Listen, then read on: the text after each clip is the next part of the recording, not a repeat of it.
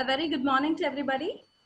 On behalf of KCG College of Technology, this is Dr. V. Banureka, Head Fashion Technology Department, welcoming all the students and the faculty from various colleges pan-India and KCG College of Technology and the people from the industry also. Welcome to the webinar on digital transformation in the retail industry. India is the second largest retail market in the world.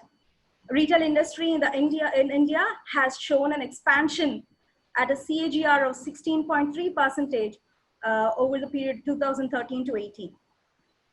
Indian fashion retail market is set to grow to 115 billion US dollars by 2027. So the key factors in the growth of retail industry are robust economic growth, increasing tourism, that's a question mark now, rising population, growing youth segment, changing consumer trends, rising purchasing power, and penetration of international players. So this webinar will give you insights on the digital transformation in retail ahead. People are always going to go shopping, and retailers are always going to keep innovating and accomplishing a great retail experience for the customer. Yes, retail is a customer business, and there's no way to learn that in the classroom. So that's why we thought we'll learn about retailing from a person who has always been working to create that customer experience by all means. So we have our speaker today with us, Mr. Abhinav Srivatsava, a retail domain expert with over 18 years of experience, has spanned across various retail functions. Abhinav has worked with multiple companies from corporate to startups in retail sector, handling multiple roles. He has been a product and business consultant for nearly a decade, giving his insights right from identifying the market, creating brands, and improving the competitiveness and profitability of a company. Welcome, Mr. Abhinav. Hi, good morning all. Good morning. Thank you for having me around, and thanks a lot to Banureka ma'am and KCG College for giving me this opportunity. Yeah, it's a great pleasure to have you here. And I should also thank the lockdown, which has made it possible for you to spare some time with us. Yeah, so we'll just start the session, Abhinav. Yeah. So we have a few questions which we'll be asking you all, so you can take your pace to answer them. Sure. So the first one, it's all about the new trends which are existing in the retail market. A constant in fashion is change. Retail is a place where this constant change is showcased. So how is the retail industry changing and coping up with this?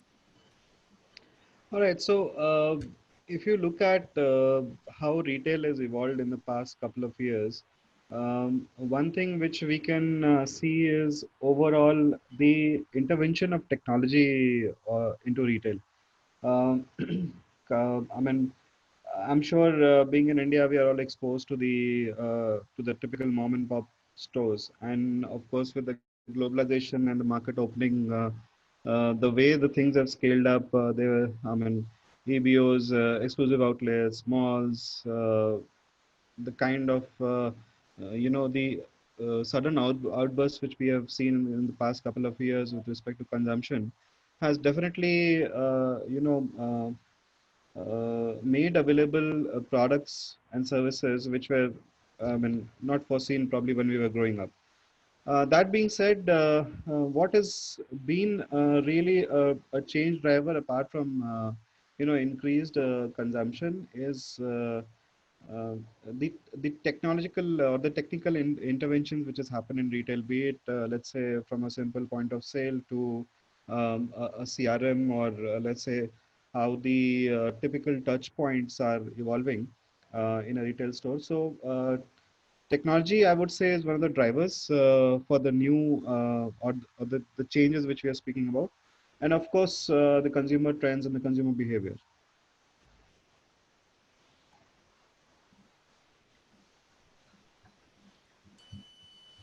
Yeah, thank you, Abhinav. So what are the steps taken or the changes or the change agents which create an ultimate customer experience in the retail space? Okay, so right now, if I have to speak as on date, businesses are changing drastically. Uh, of course, in India, we're still coming out of the lockdown and trying to see how things will pan out. But overall, if you see, as I mentioned earlier, so there are certain touch points at the store level which have been seeing a lot of intervention happening. So if I have to name a few technologies, let's say an artificial AI or a virtual reality, augmented reality, technologies like QBurst technology, something like endless aisle. So these kind of concepts and technology agents have actually been penetrating the market. Now, of course, with the COVID happening and then things going more contactless and looking at the new scenario, we see more of the adoption of technology based solutions is going to be faster. If I have to, if pre-COVID, yes, of course, there were a lot of experiments which were happening, whether it is a simple thing like an endless aisle um, uh, or let's say beacons or facial recognition or smart mirrors. Uh, just to name a few. Yes, of course, post-COVID, there will be a lot of focus on contactless shopping. And I also feel that the adoption level of all the technical solution or the technological solutions in retail will be much more faster. One of the challenges which we have noticed, and I'm sure you guys will also agree, the adoption in India when it comes to technology is slightly slow. It could be of because of multiple reasons. Of course, we have enough manpower to do the day-to-day mundane things which basically need not be passed on to a technology solution as such. Apart from that, yes, costs have also been a concern in terms of adoption of technology. But then I believe that because of the current times which we live in, I believe that we should be able to the adoption of technology at this point in time will be faster. Just to give an example, I know a lot of people who actually never went on to an online payment model. In fact, till almost till pre-COVID, we were almost at 60% cash transaction and 40% coming through debit card, credit card, and let's say the UPI based payment wallets. Now, and again, UPI based payment wallets will hardly be 1 or 2% of the entire transaction. Now, of course, post-COVID, there are, even with respect to tier 3 and tier 4 cities, smaller towns, the adoption of certain technical solutions like, let's say, uh, a payment solution, whether it's UPI based or wallet based, that has skyrocketed, right? So, in fact, in tier one itself, there has been a 200% jump in the online payment itself. So that if we just go by that stats and if we have to draw analogy from there, I believe that technology adoption is increasing, which is a good sign. Uh, and probably what years and years of exposure to different concepts was not able to do, and probably this particular pandemic will force.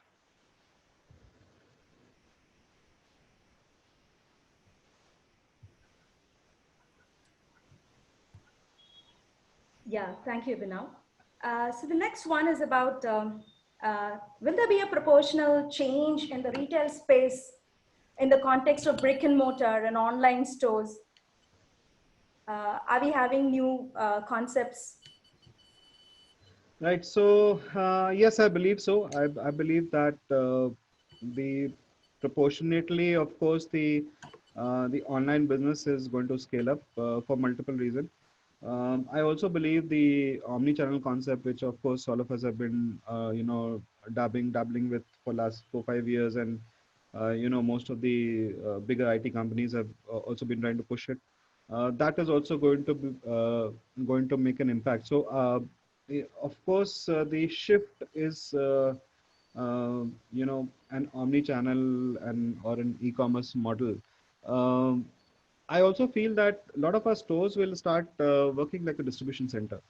One of the key concepts of the omni-channel is, whether you can click and pick, or you can, your basically your stores start behaving like a website, and your websites have to start behaving like stores.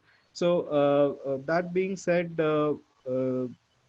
there are a lot of technology which will come in, especially to aid the omni-channel.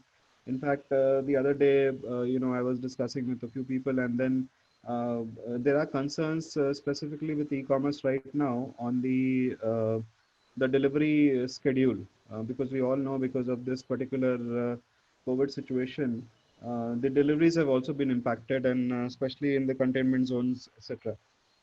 So there are technologies being worked upon, like QR codes, wherein you can actually do a payment on delivery using a QR code. So basically, what retailer has to do is print the QR code on the invoice, and as soon as it reaches the customer, so customer can just scan that using a super app, like let's say a Phone Pay or a Paytm, and then they can get the payment done.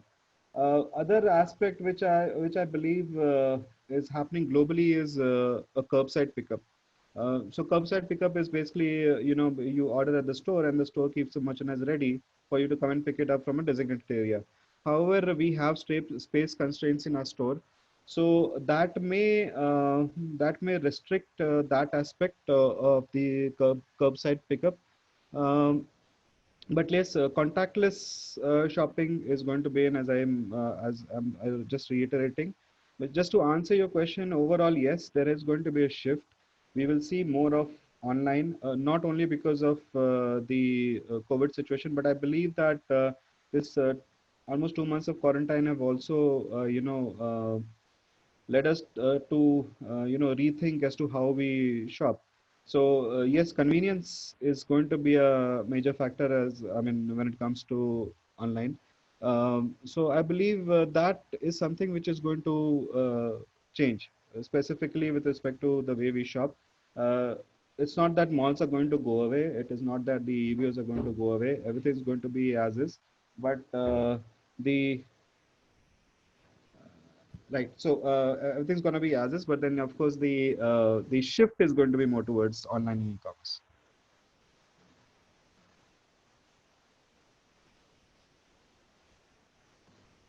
I can't hear you. You're muted, man. So we also have a new concept called endless aisles. So what is this Yes. all about? So I just spoke about smart mirrors or endless aisle. So as I just mentioned that the stores are going to behave more like websites. So one of the challenge of offline retailing is the representation of options, variants to the customer. Now, in this scenario, what happens is, oh, that's my son. Okay. So in this scenario, what happens is the when we're looking at an offline store, so we have a limitation of space with respect to how many pieces we can stock or how much of variants we can keep in the store. uh, when we bring in, let's say if you have to bring the option of representing the whole SKUs which a brand can offer, or the whole a lot of variants which a brand can offer. So in that case, what happens is the endless aisle, or a smart mirror, as we say it, comes in handy. So basically, the concept is very simple. You have an this is basically a derivative of the augmented reality. So what you do is you go and stand in front of a mirror, and then if you let's say you want to check out some more options which is not available at the store, or probably it is available at the store but you have not seen it, you can browse through it literally at the swipe of a hand, or using some gestures. You can make a purchase. So if the merchandise is available there, you will of course get it. Otherwise, it will be delivered to your doorstep. So of course, there are certain stores. I believe Louis Philippe or Van Heusen was trying to run an experiment using the endless aisle concept and at one of these stores in Bangalore, and it was pretty successful. Even Chopper Stop, if I'm not wrong, the Malad store had installed that. So yes, the idea is that you can offer beyond what is actually been shown at the store. Uh, it is as good as your web store in the store, but then yes, the element of augmented reality is there, so you can actually try what you're trying to what you'll probably be shopping. You can see how it looks at you. In fact, looks on you. In fact, there are options in such solutions where you can post your image to social media as well and check out what your friends have to say about it. Yeah. So even offline, you can get the ideas from the friends and from Yeah. the family people, and Yeah. you can be alone, but then you can just get the feel that you are shopping with a big gang. Right. That's good. Yeah, fine. So that's wonderful. So the next thing is you've been talking about omni-channel, and you also have been talking about the thing that almost 60% of them are still only having cash kind of transactions. So this brick and mortar is still there. So how do you think the retailers are going to bridge this gap between physical and digital transactions or interactions? How are they going to bridge it up? So a simple answer to that will be take your inventory or take your options online. In fact, one of the projects which we are working right now is just to see how we can, bridge the gap between what is there in your store and what is there on your website. So, is there a way you can integrate your inventory? And there are, software solutions or ERP solutions right now which are capable of taking up your inventory, which is lying in your warehouse or lying in front of your stores and putting up on your website.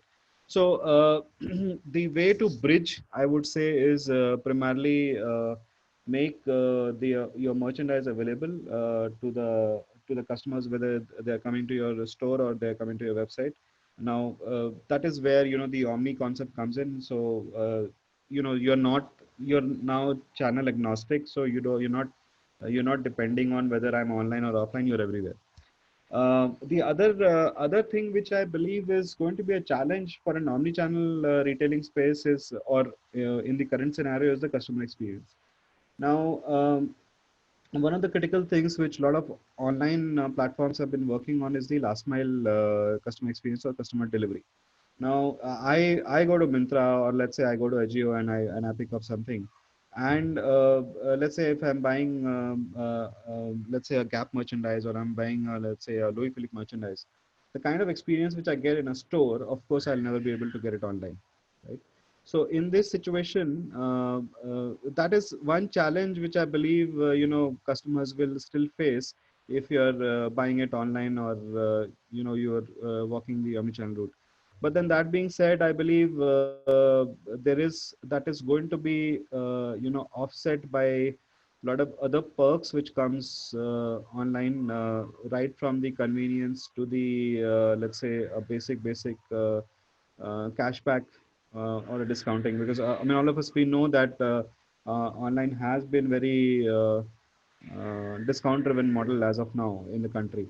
Uh, so when you move omni-channel, I believe you integrate everything, and I believe that is the way forward.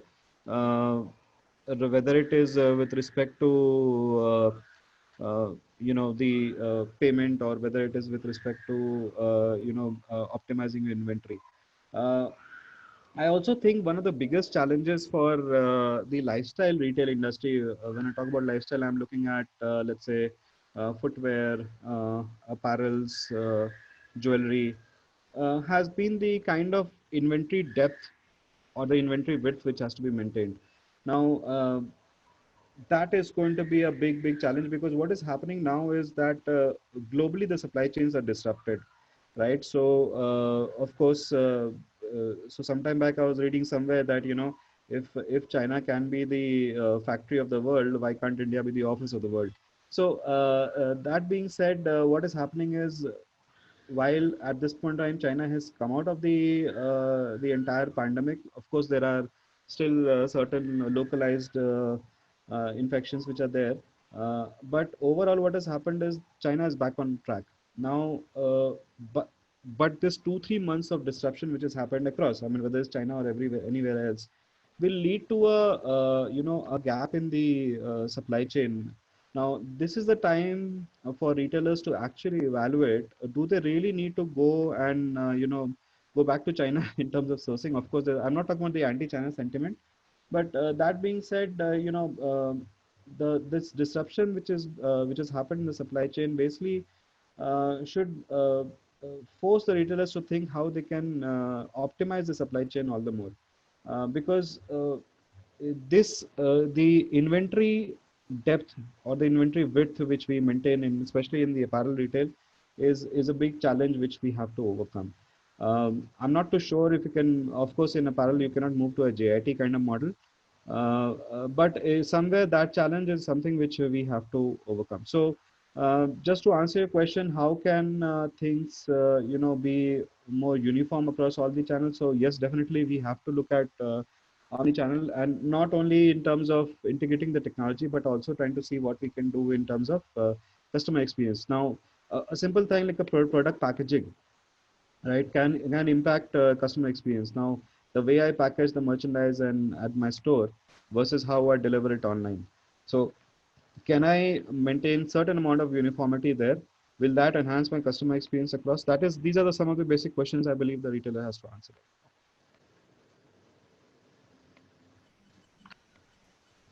Yeah.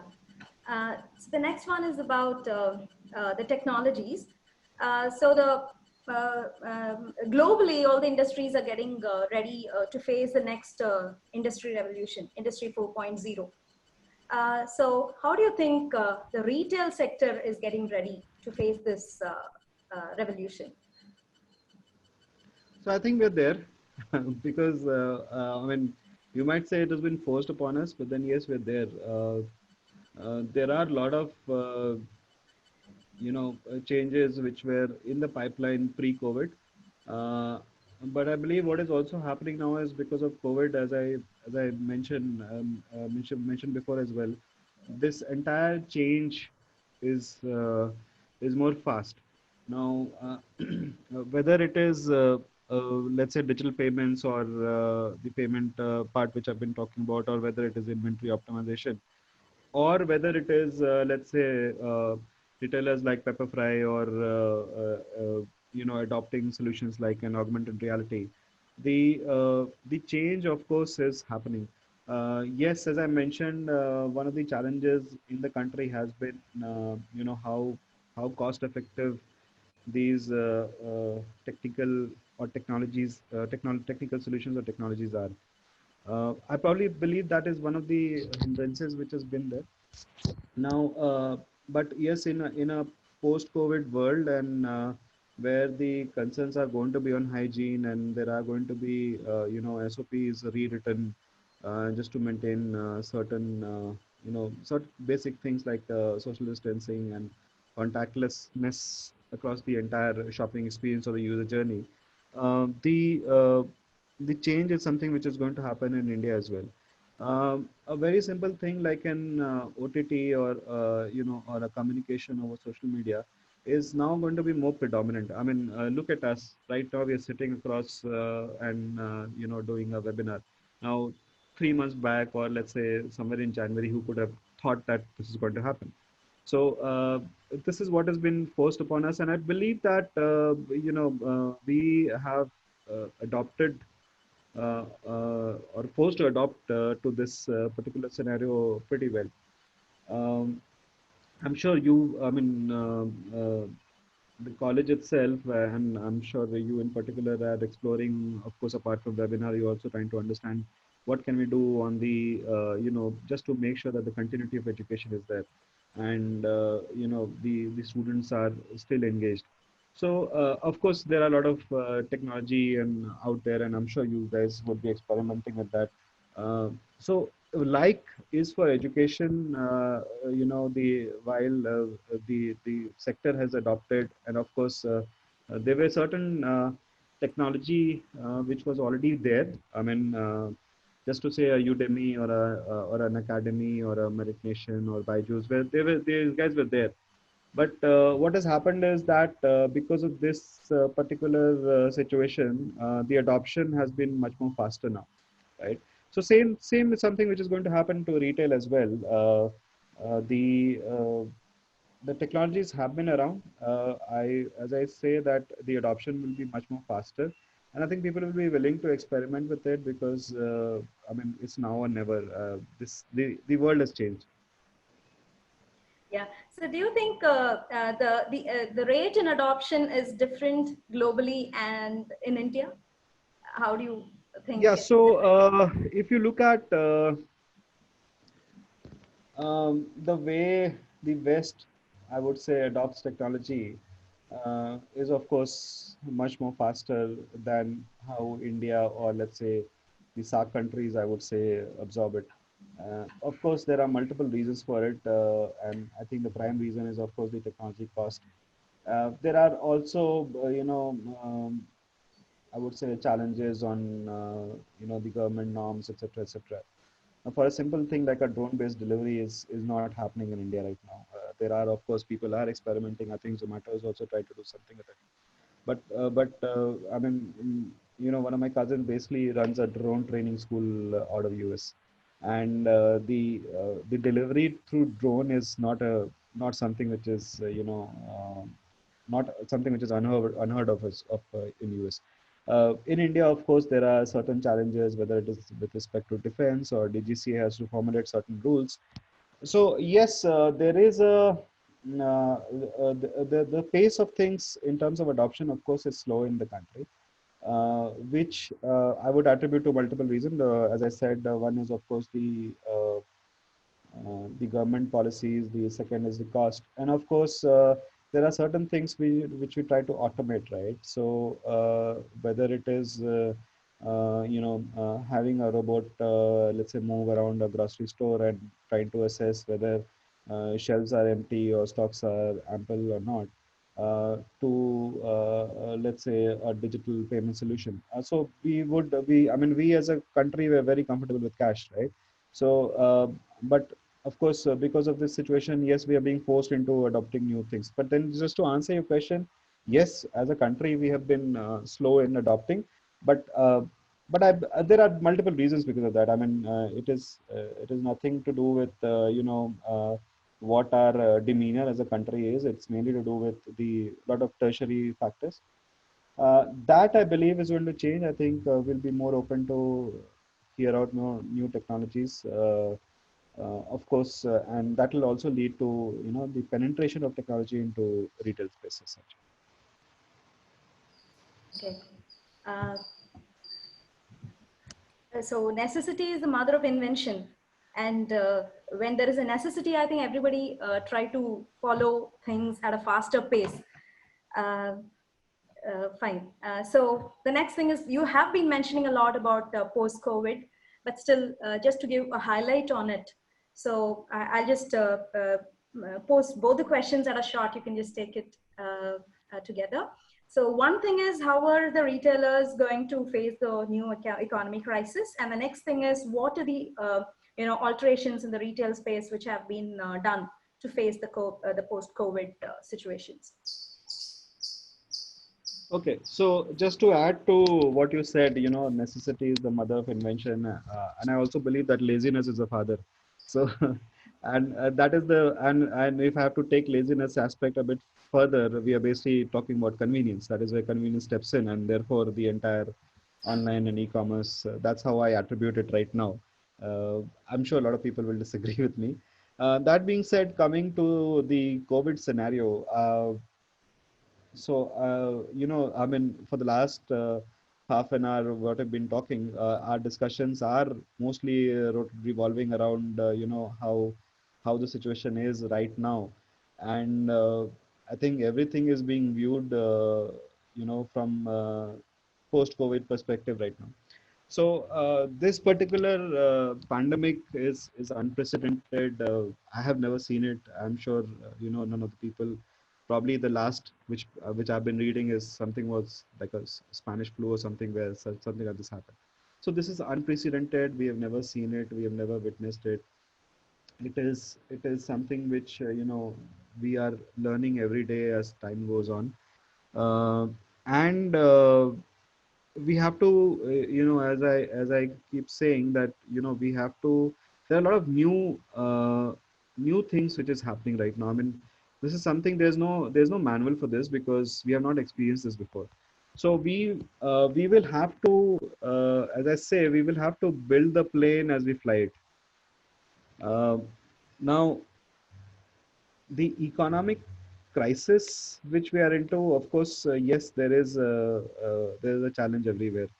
um, I mean, I'm not an expert on the how the future will pan out in terms of economies, but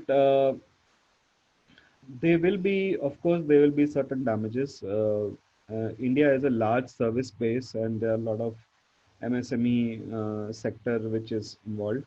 Now, whether it is service domestic or whether it is service to clients abroad, I think that is going to get impacted a lot, and that is why the government has actually rolled out a package for the MSME vertical. MSME also employs a lot of people, so employments will be under challenge, and I believe that is already there. Though there are green shoots of hope wherein people are there are companies who have awarded extra incentive or going ahead with salary hikes. But then yes, there have also been furloughs, there have also been job cuts, there have also been layoffs. uh, for a retailer, the focus till now was open a store or be there where the customer is, and that is where most of the people went to malls, and that is, of course, that is where the traffic was flowing.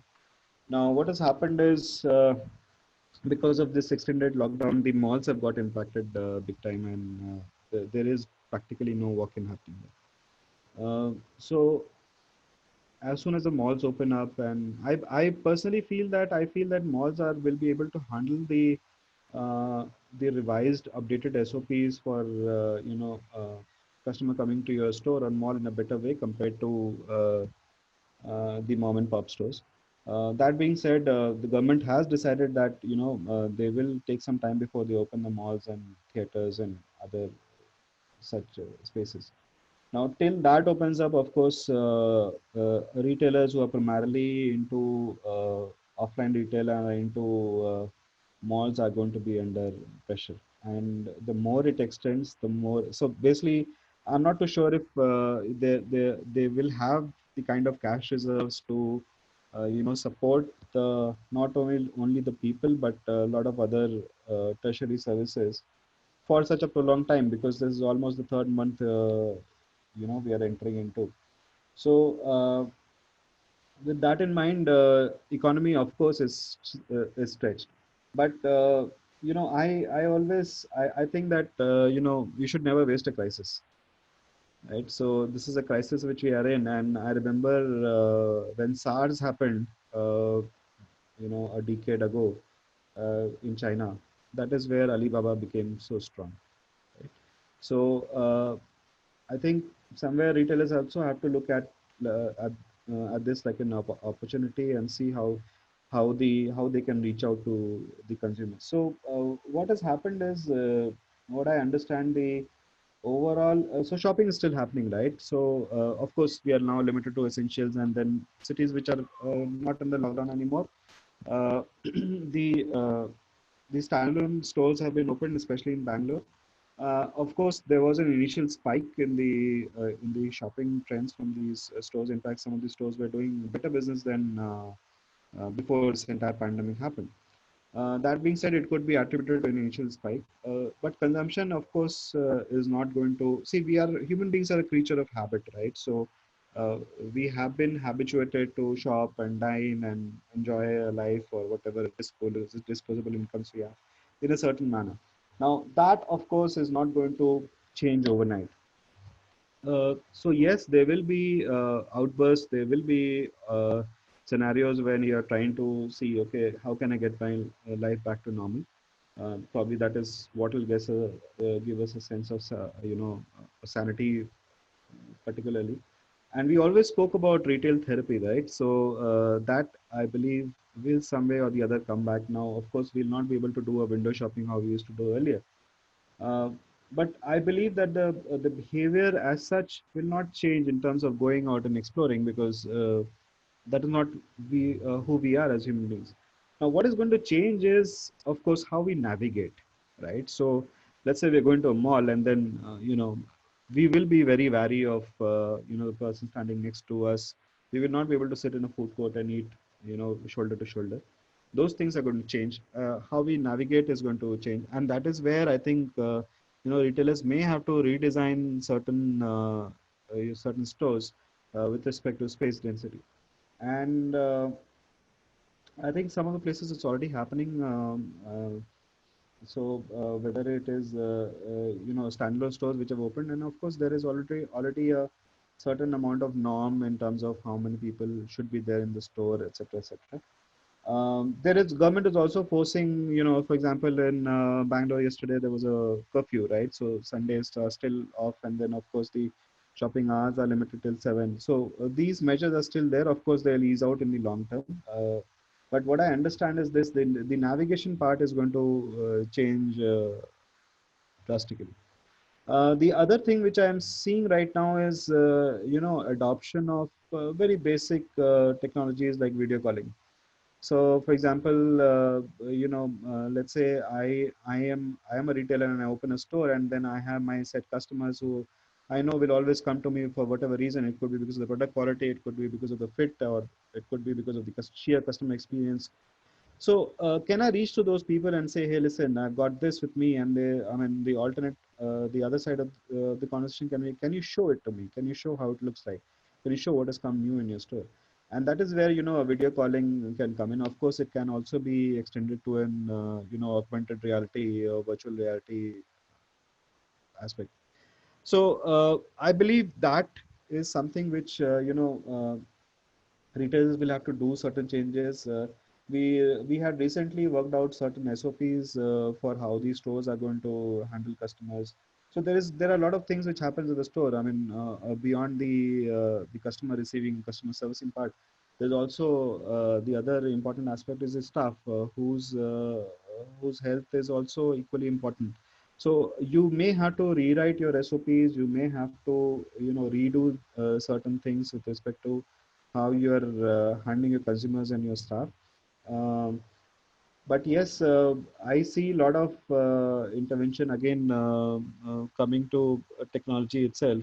So I just spoke about video call, and then I think right now a lot of people are also doing screening for temperatures now, and I'm also seeing certain advanced solution where you're putting a camera onto the person and trying to see what the body temperatures they're having, basically a thermal sensing camera.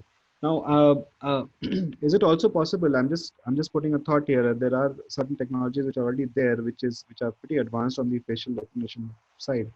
So is it also possible while you're screening your customers, you're also trying to ascertain what kind of facial expressions they are throwing up? And then, so let's say somebody is coming happily to your store, and what do you offer? And somebody is, let's say, looking a bit grumpy. So what do you have to offer? So it also shows that, you can merge certain technologies which were on the anvil to be rolled out pre-COVID, and what are the technology which is happening at this point of time at the store. So that is where certain impact will come. The other thing which I see is that I'm not too sure how this will pan out in the long run, but I think the weekend effect, right? That will probably in the short term, of course, that has evened out, right? So you don't see that sudden surge of business which happens on weekend, which used to happen pre-COVID, because now what is happening is, for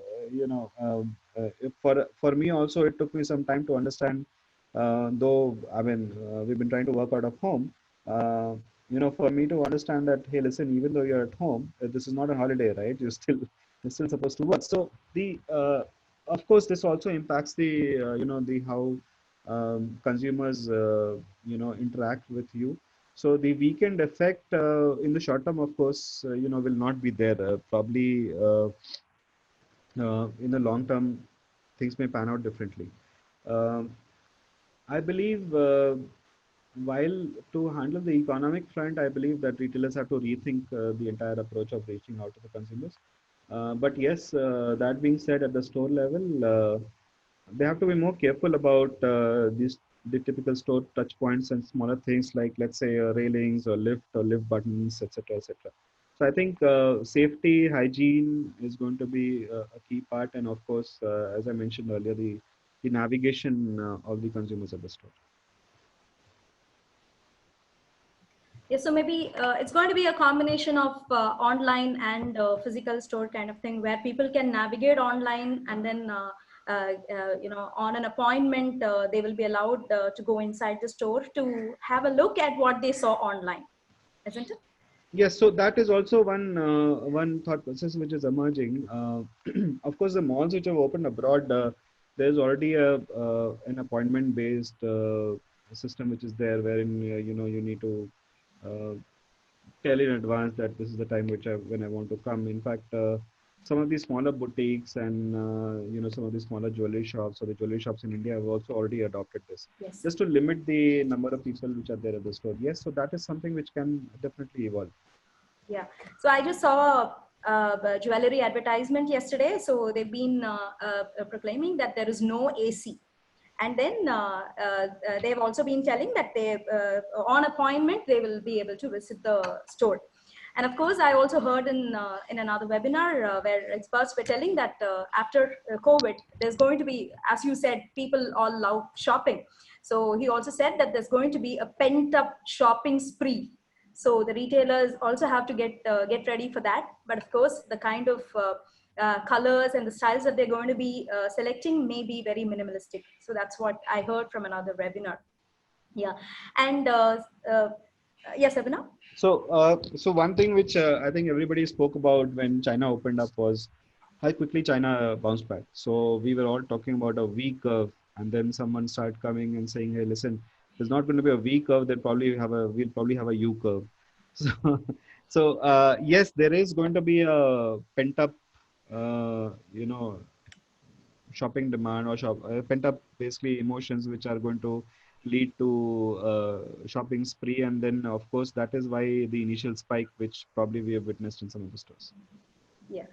So I think at this time, I think you have shared a video on how retailers are getting ready for COVID. So we'll just have a look at the video now. Sure. Mr. Pavan, can you please share the screen of the video? 1 minute, ma'am, 1 minute.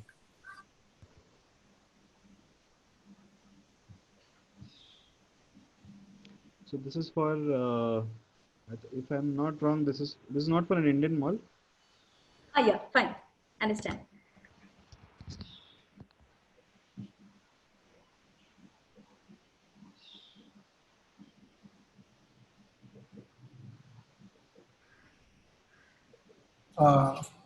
Just starting it, can you just check, confirm if the audio is fine?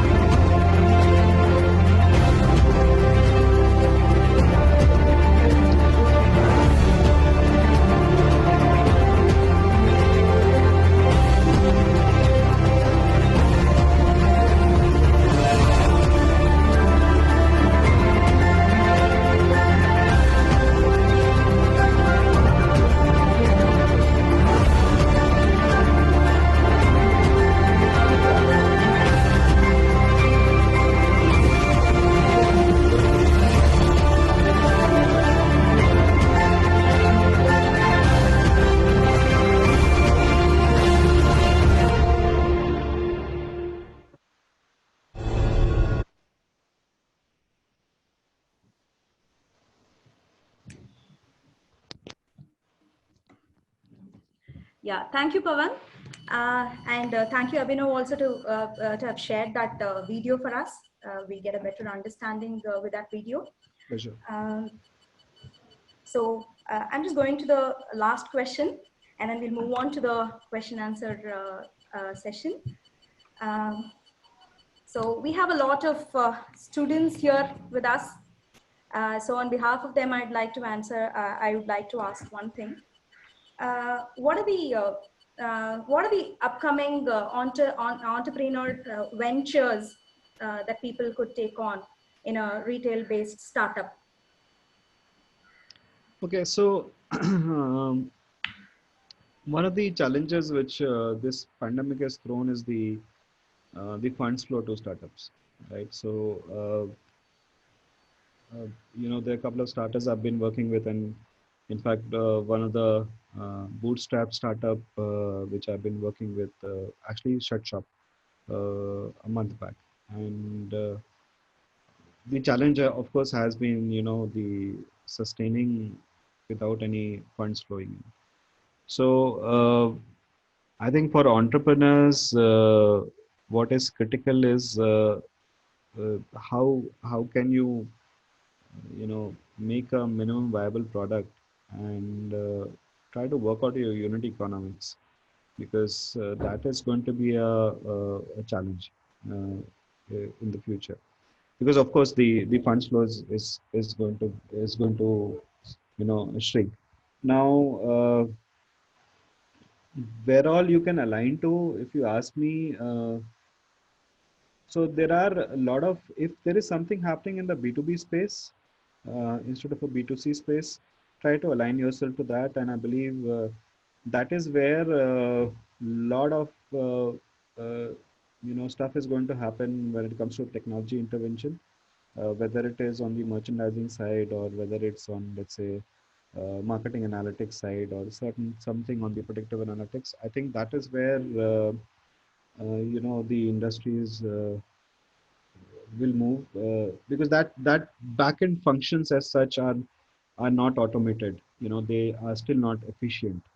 So so for example, now I'm also working with one of my colleagues on certain software wherein we can look at automating the entire retail planning and merchandising cycle. Now, and this is a B2B product. So there is going to be, I'm also given to understand that, of course, there'll be a lot of funds flow happening to a B2B commerce, because this is a rather unexplored area. Uh, Analytics, I believe, is going to play a major role. One of the gentlemen I was talking to day before yesterday was just wondering why the merchandising solution itself is not working on AI right now. Right. So I'm not too sure how many of you are exposed to a typical retail replenishment and an allocation model. But if you see, there's a lot of human intervention in it. Of course, because it's a very intricate subject, you have to take care of a lot of aspects. A lot of levers are there which you have to look at, right from, let's say, consumer behavior to geographies to store classifications, etc., etc. But if AI can solve the bigger challenges, yes, of course, this is also one challenge which AI should get into, and of course that is where one of the projects which I'm working on with a friend of mine, we are working on that aspect. So B2B analytics, AI-based solutions, I think that is where probably the startups are headed. The consumer space or a B2C space, there are a lot of verticals already there. So I think that should that I won't say it's saturated, but you will find it more challenging to align to such. You may align to such companies, but I'm not too sure of the longevity of that. So that is one aspect which I would like to bring in. The other thing which I want to put across is that the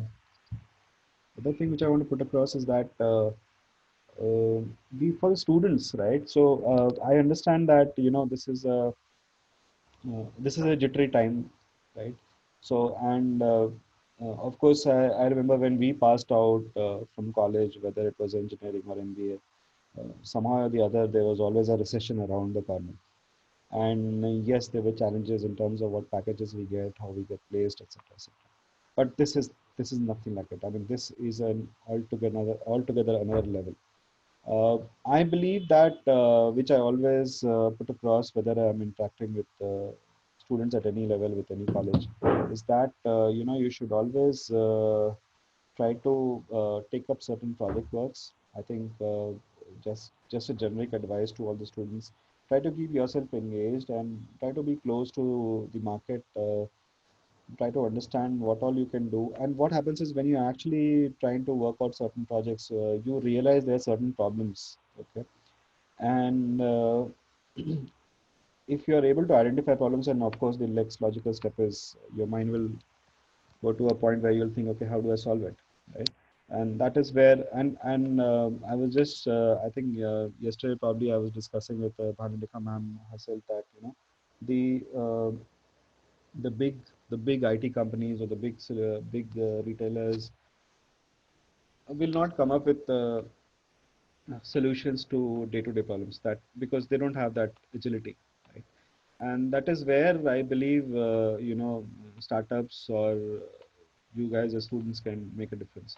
So there are certain courses and certain colleges I interact with where there is a subject called as entrepreneurship or entrepreneurship development. So my and therein they have to do certain project and work out an entire PNL out of it. So the point which I'm trying to make is that keep an entrepreneurship mindset, because I believe over a period of time, that is the probably be the next kind of in fact, it's already there. That's, I mean, beyond a service economy, we'll probably start servicing each other, right?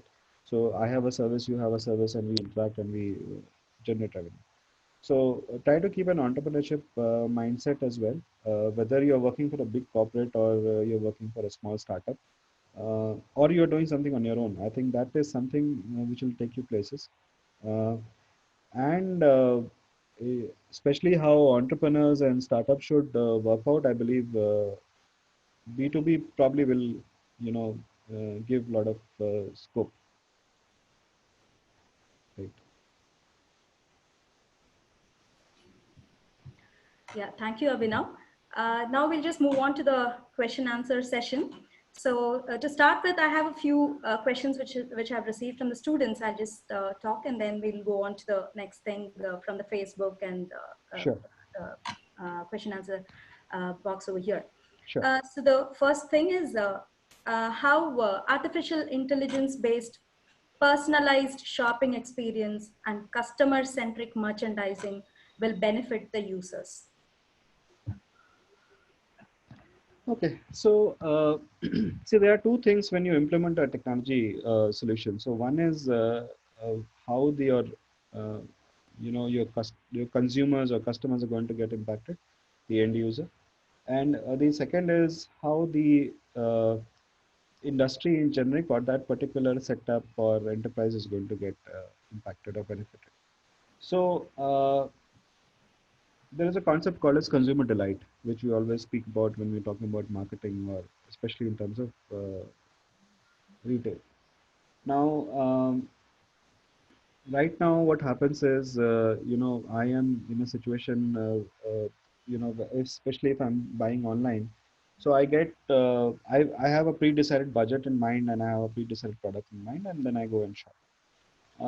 Now, while I'm shopping, there are certain algorithms which are working on, let's say, an Amazon or a Myntra, which also says, would you like to buy this?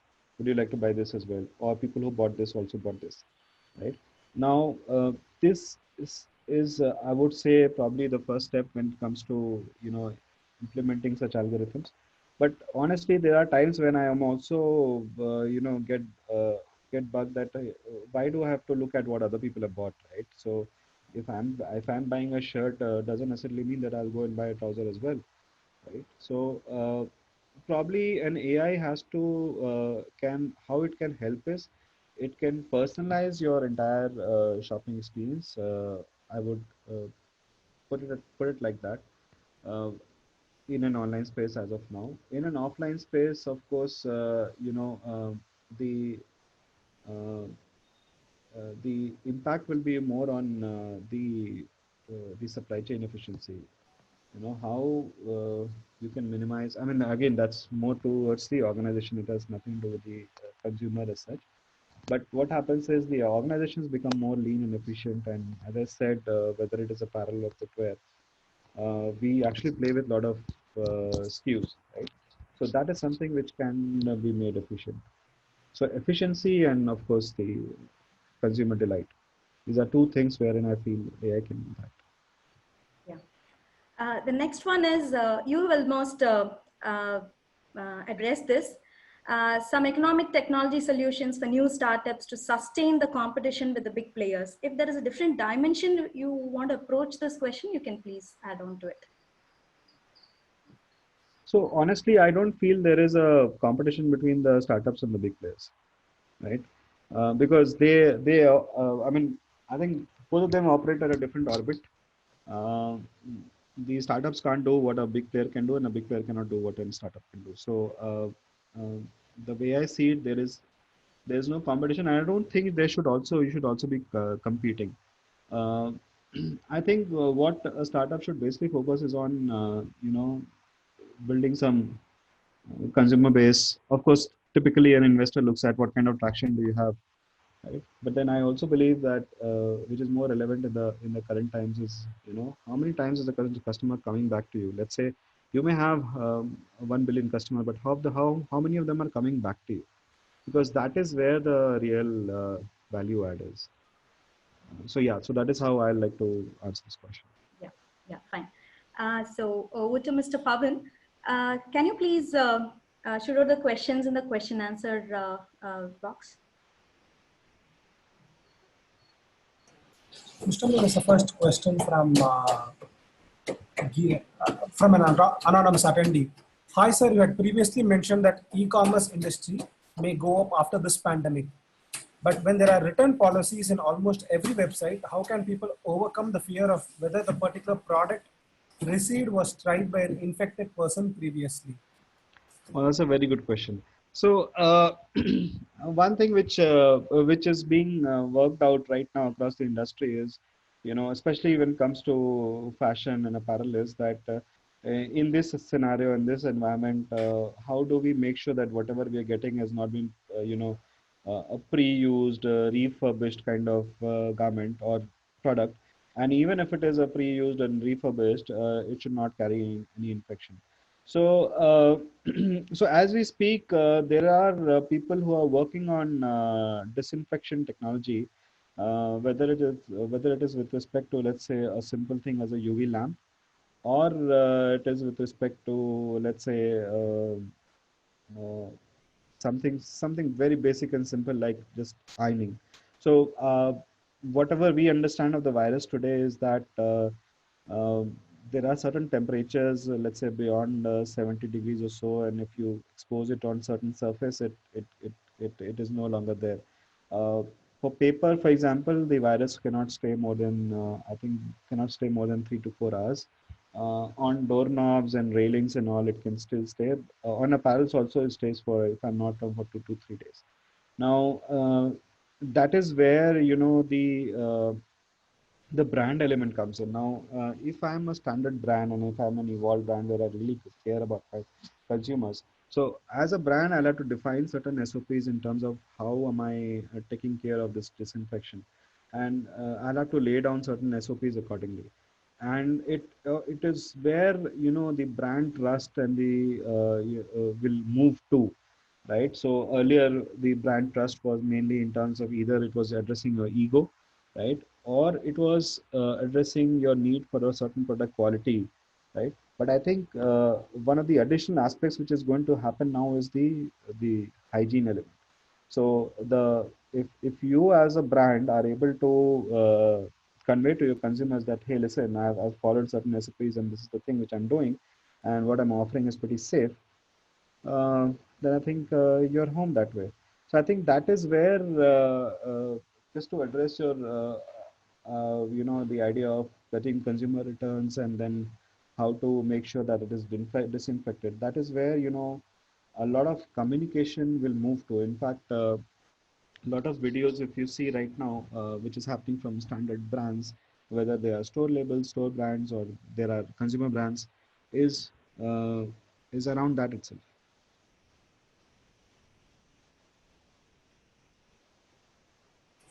Thank you, Abhinav.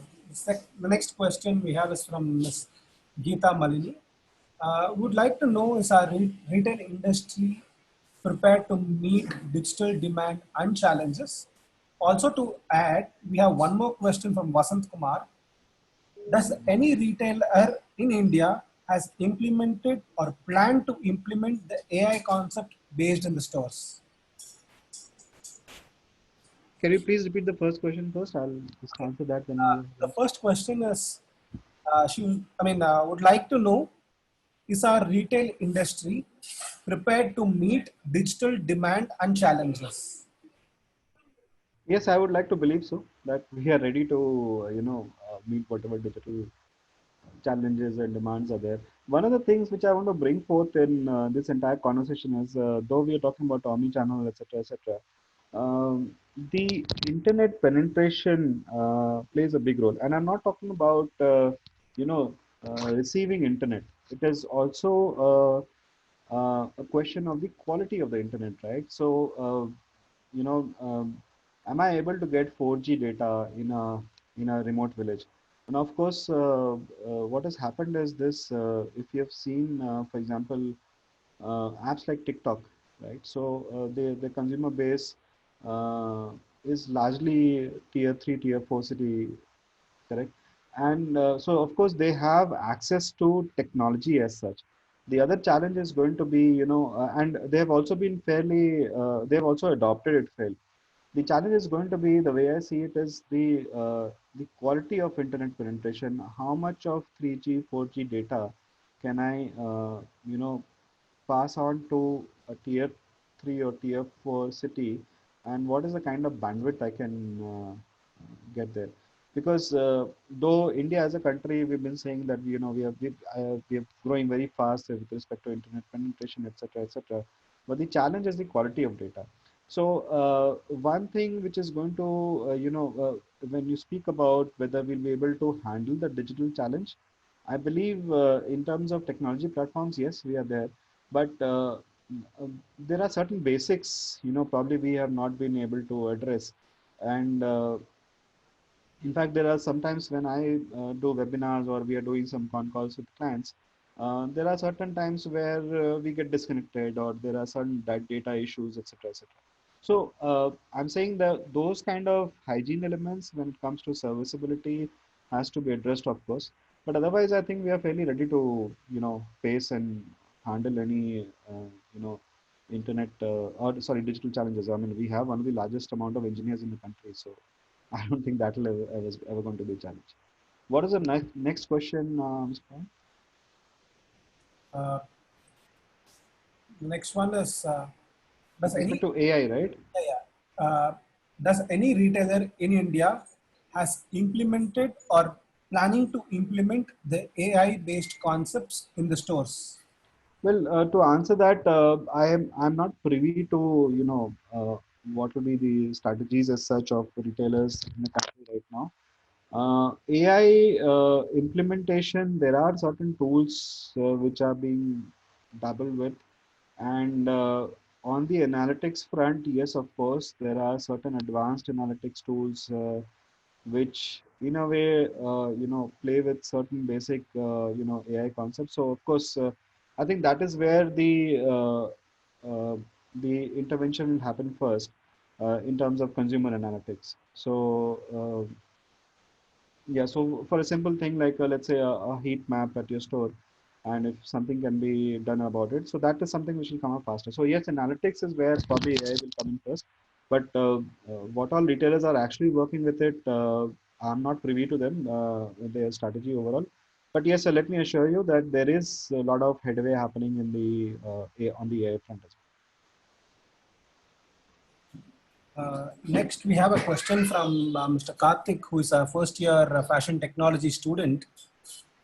Sir, do you think online garment shopping give good profit margin to the seller since they'll have to pack the product and deliver to their location?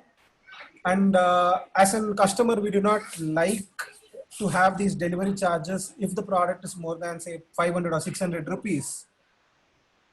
And if the customer doesn't like the product, they'll ask for a refund, or again, we'll have to come back, take it. So is there a margin profit for the seller?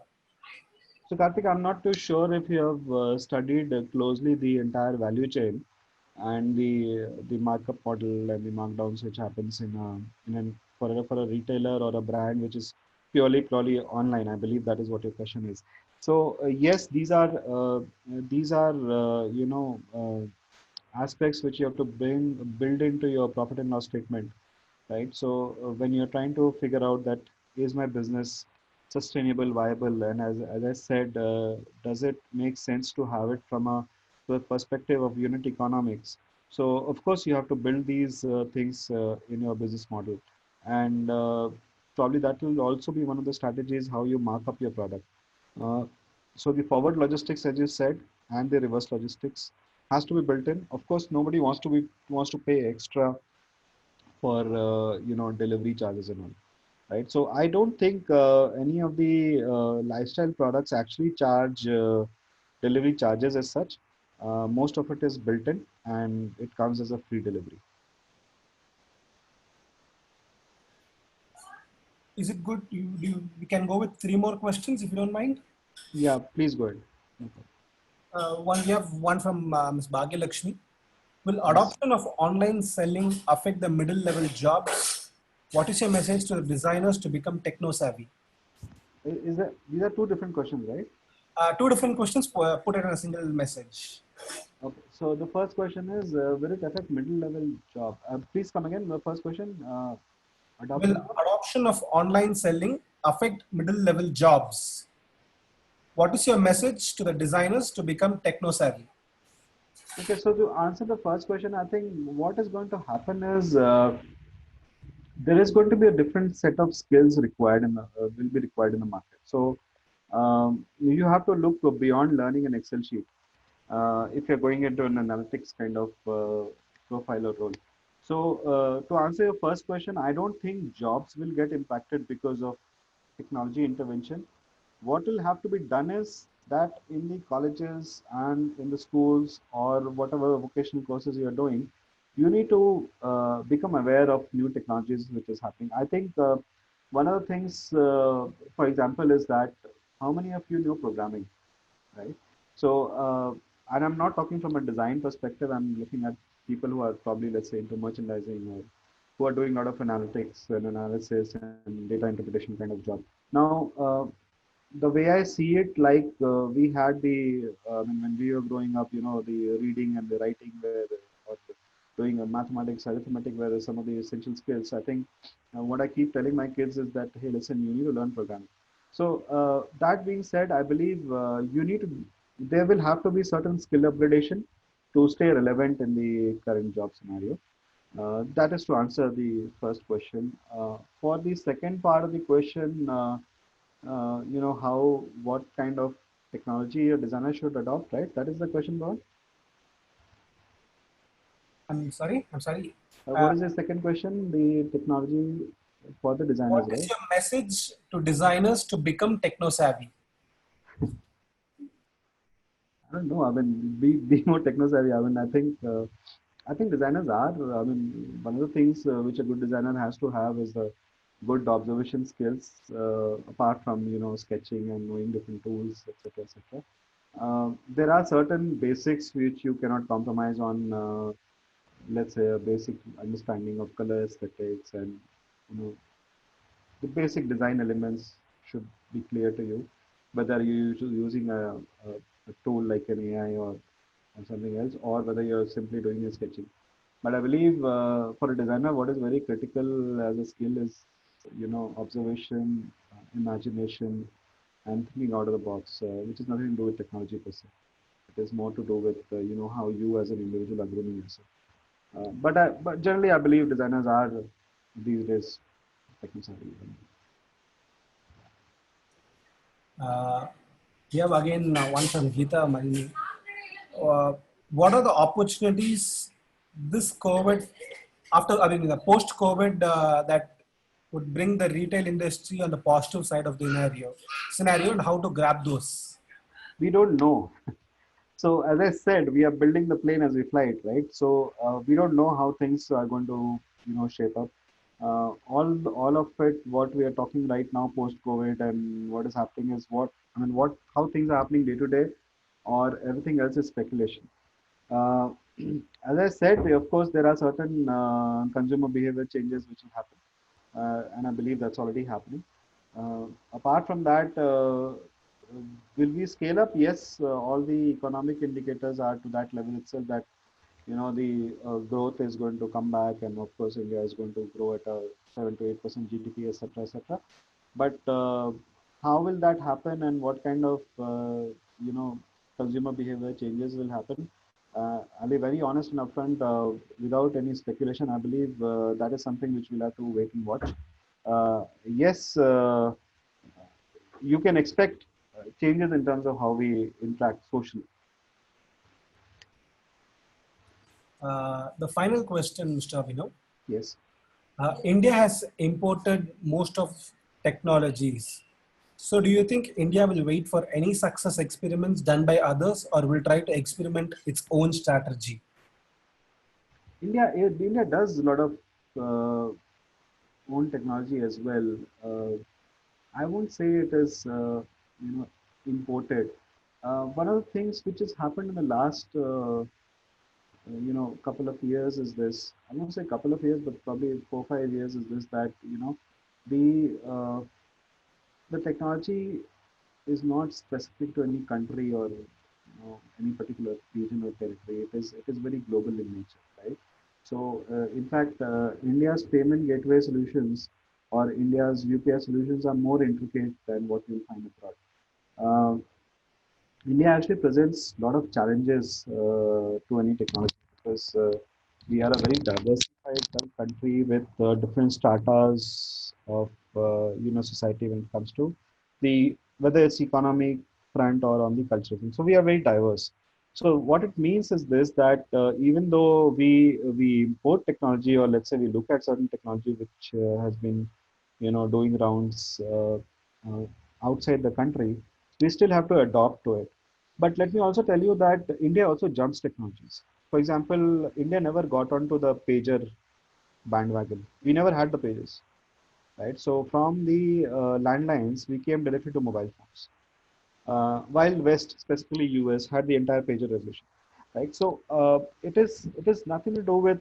I don't think we actually we adopt technologies. I would rather put it like that instead of importing technology.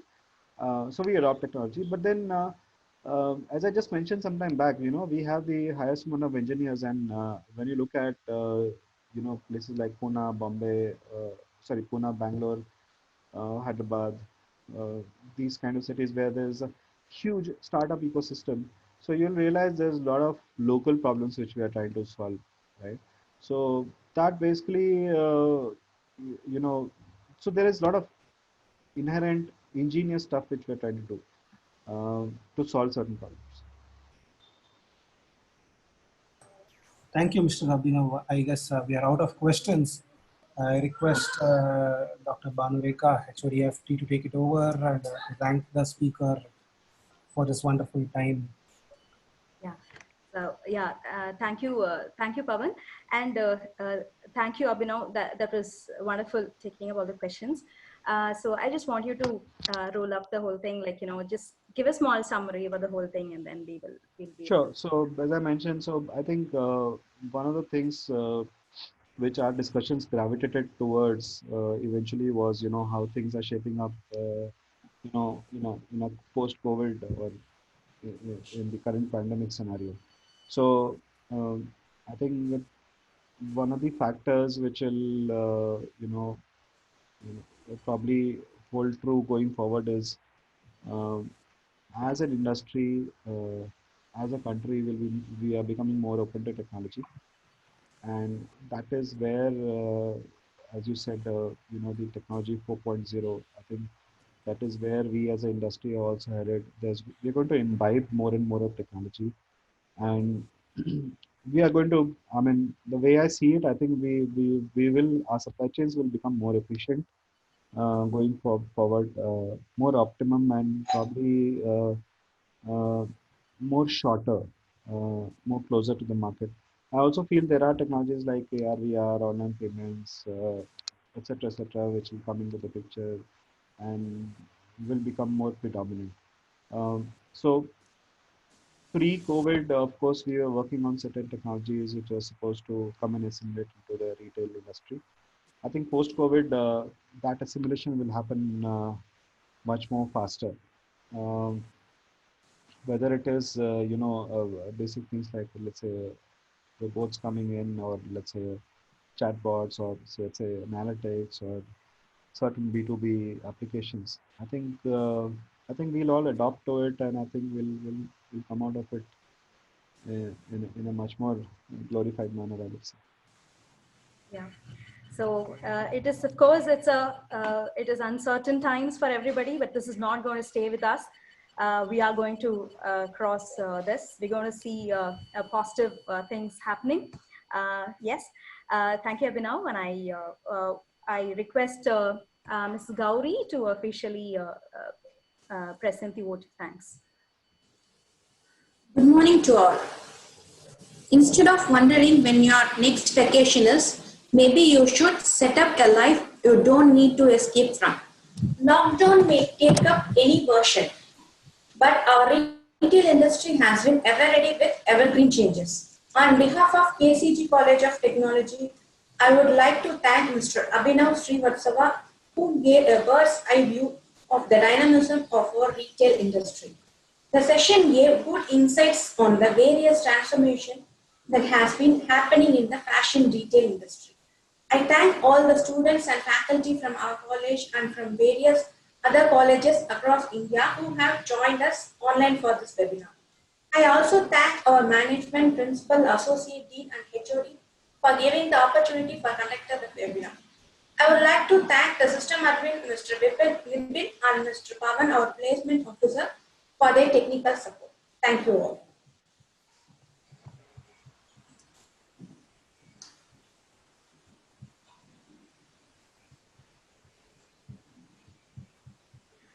Yeah. Thank you, Gauri. Thank you. Abhinav. Thank you for Thank you. spending a Thank you. wonderful time with us. So hope we have long-time associations. So once the lockdown is over, we'd like you to visit our college. Thank you That'll so be my much. pleasure. Thank you. Thanks a lot. Bye.